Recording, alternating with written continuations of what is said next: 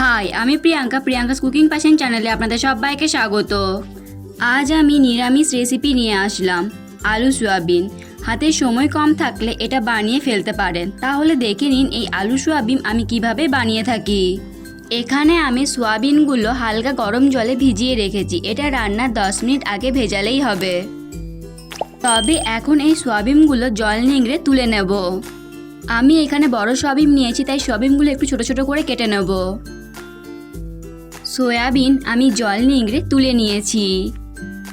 আমি এখানে একটা সেদ্ধ আলু নিয়েছি আর আলুর খোসা ফেলে দিয়েছি।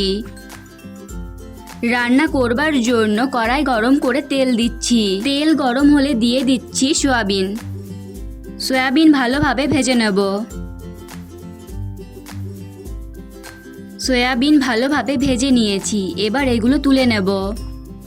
আবার কড়াইতে তেল দিচ্ছি। তেলের মধ্যে দেব একটা তেজপাতা, একটা শুকনো লঙ্কা, দেব আধ চা চামচ গোটা জিরে, আধ ভাঙা ধনে দেব আধ চা চামচ। তেলে সব উপকরণ একটু নাড়াচাড়া করে নেব, এতে গন্ধটা ভালো আসে। এরপর গ্রেট করা আদা দেব আধ চা চামচ।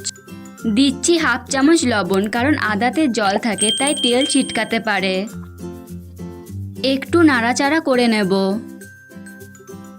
এবার দেব হাফ চামচ লঙ্কা গুঁড়ো, হাফ চামচ হলুদ গুঁড়ো, হাফ চামচ ধনে গুঁড়ো, আর দিচ্ছি সামান্য জল।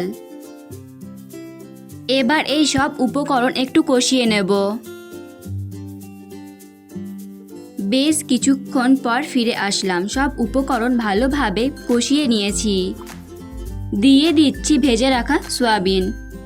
সেদ্ধ আলু ভেঙে দিয়ে দেবো। আলু কিন্তু খুব বেশি সেদ্ধ করবার দরকার নেই। সামান্য জল দিয়ে সব উপকরণ ভালোভাবে মিশিয়ে নেব।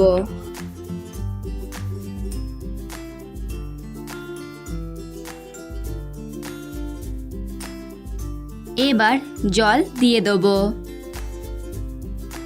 সব উপকরণ মিশিয়ে নিচ্ছি। গ্রেভি ফুটে উঠলে আঁচটা কমিয়ে দেব।